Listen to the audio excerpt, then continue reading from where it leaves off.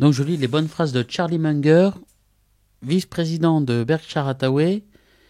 En 96, il fait une discussion pour expliquer comment transformer 2 millions de dollars en 2000 milliards de dollars en 150 ans, avec l'exemple de Coca-Cola.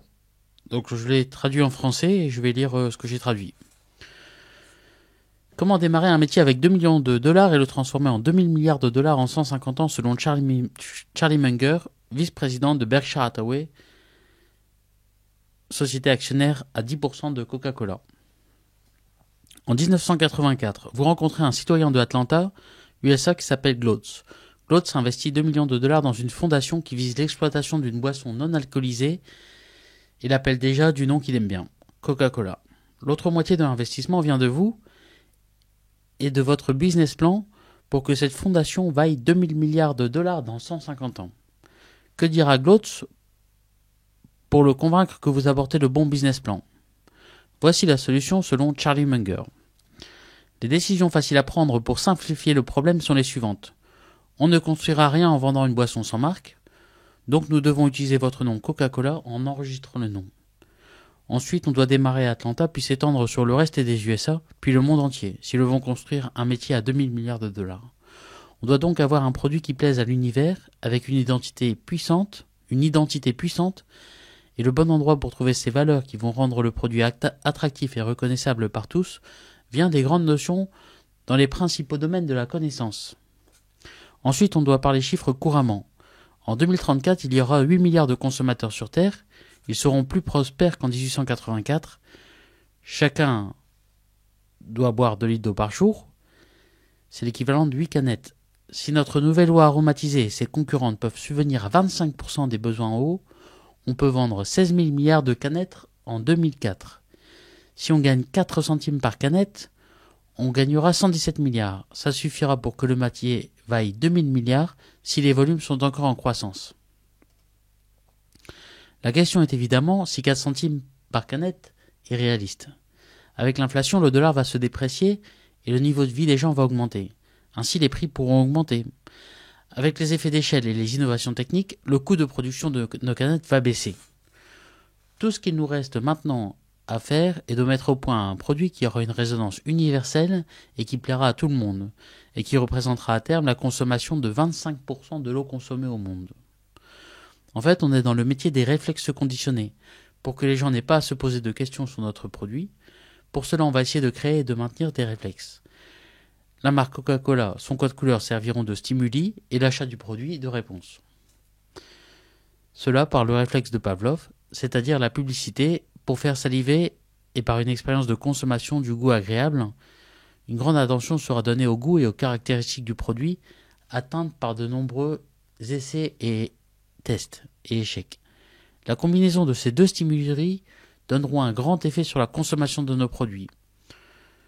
Dans le processus, il faudra faire attention à ce que des concurrents ne s'intercalent pas avec des produits semblables qui apporteront la même réponse aux mêmes stimuli que l'on a créés.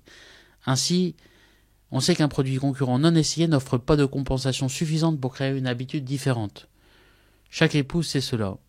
On mettra sur les publicités des jolies femmes, car on sait que le cerveau humain réagit à la boisson que boit le mannequin.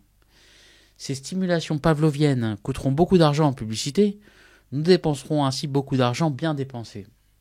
Car au fur et à mesure que nous croîtrons sur notre marché, nous aurons des économies d'échelle qui désavantageront fortement nos éventuels concurrents. Le nom exotique et précieux du produit Coca-Cola prendra alors toute son importance par rapport à un nom générique du type boisson sucrée et pétillante de Glotz. Si le produit fini est transparent, on le colorera pour qu'il ressemble à du vin. On le rendra pétillant pour qu'il ressemble à du champagne. Et comme on essaiera d'attacher beaucoup de psychologie autour de notre produit, on utilisera un goût original pour en rendre sa copie plus difficile par les concurrents. Comme il est impossible de breveter ce goût, on cherchera à tout prix à en garder la formule secrète. Psychologiquement, on utilisera encore la preuve sociale, monkey see, monkey do, c'est-à-dire la consommation par imitation, par les publicités et la promotion des ventes, mettant en avant le côté grégaire du produit. On voit maintenant qu'en combinant certains réflexes pavloviens, les effets de la preuve sociale, un excellent goût et stimulant, un produit froid qui se consomme plus dans la chaleur, là où la consommation d'eau nécessaire est plus importante, on va avoir une forte croissance des ventes pendant une longue durée.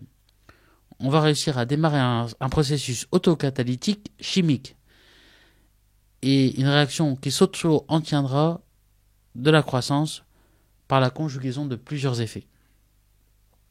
Pour assurer la logistique et la distribution de nos produits, on utilisera des fontaines dans les restaurants et des bouteilles. Pour entretenir la demande, on consacrera 40% des recettes à la publicité. Pour maintenir les prix de nos produits, nous nous assurerons de sous-traiter la fabrication de notre sirop avec un contrat permettant l'évolution de notre prix de vente dans la durée.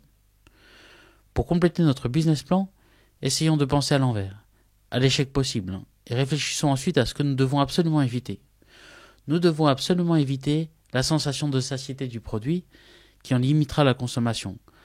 Par un processus d'essai et de test, nous réussirons à trouver un bon goût qui n'entraînera pas trop la notion de satiété, et nous résolvons ainsi ce problème. Nous devons aussi éviter de perdre notre forte réputation. Cela nous coûterait extrêmement cher si un de nos concurrents vendait un produit au nom similaire du type Pepsi-Cola. S'il devait y en avoir un, nous serions propriétaires de la marque. Avec ce grand succès à venir, nous risquons de générer de la jalousie. Pour éviter cela, comme disait Aristote, nous devons largement mériter le succès que nous aurons. Nous serons donc extrêmement vigilants sur la qualité de nos produits, la qualité de la présentation de nos produits, d'avoir des prix raisonnables par rapport au plaisir simple que nous proposons.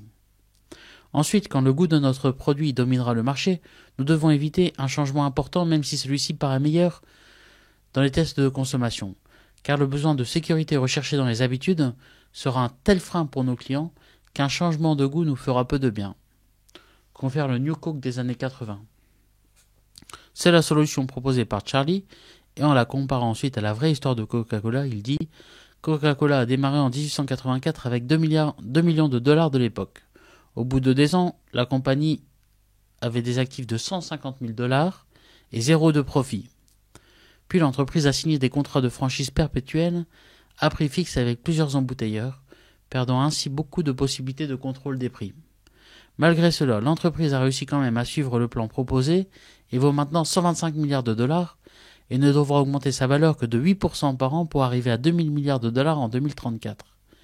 Il peut arriver à un objectif de 3000 milliards de canettes vendues par an si leur volume augmente de 6% par an d'ici 2034.